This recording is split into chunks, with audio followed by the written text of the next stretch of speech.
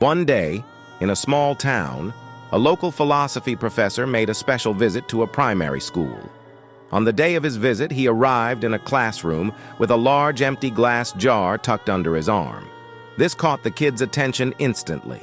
He placed it on the table in front of everyone, and then, from under the table, he brought out a pile of large stones, each about the size of a fist. Carefully, he began placing these stones into the jar one by one until he could fit no more. He turned to the class and asked, "Is this jar full?" Seeing that no more stones could fit, the students nodded and replied, "Yes." To their surprise, the professor then pulled out a bag of pebbles. He started pouring them into the jar, shaking it slightly. The pebbles, much smaller than the stones, rolled into the open spaces between the stones. Again, he asked the class, "Is this jar full now?"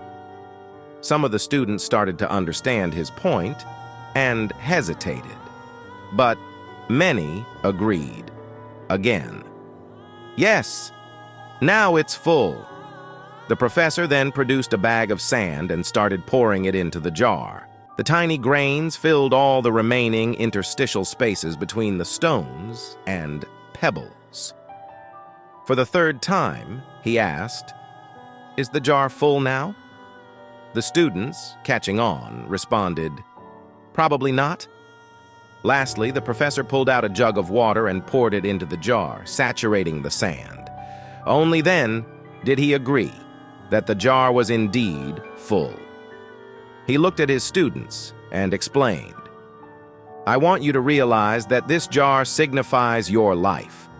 The stones are the important things, your family, health, and friends. Things that if everything else was lost and only they remained, your life would still be full. The pebbles are the other things that matter, your job, your house, your car. The sand represents the small stuff, the trivial things." He continued, "If you put the sand or the pebbles into the jar first, there's no room for the stones. The same goes for life. If you spend all your time and energy on the small stuff, the daily to-dos and the mundane tasks, you'll never have room for the things that truly matter most.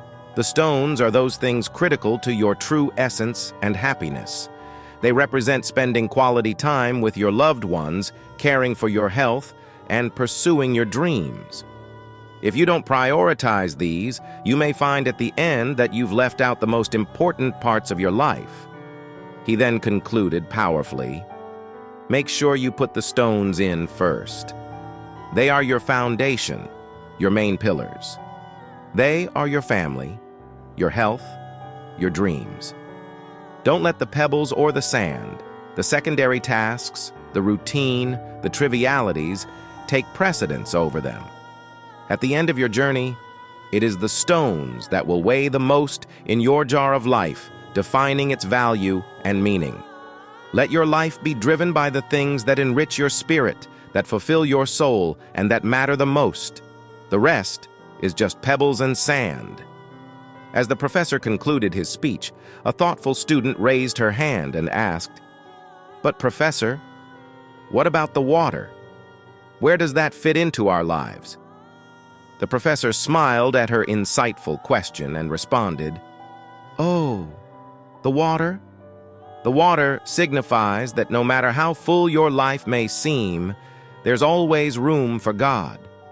No matter how busy you are, there's always space for small moments and connection with God. Stay blessed."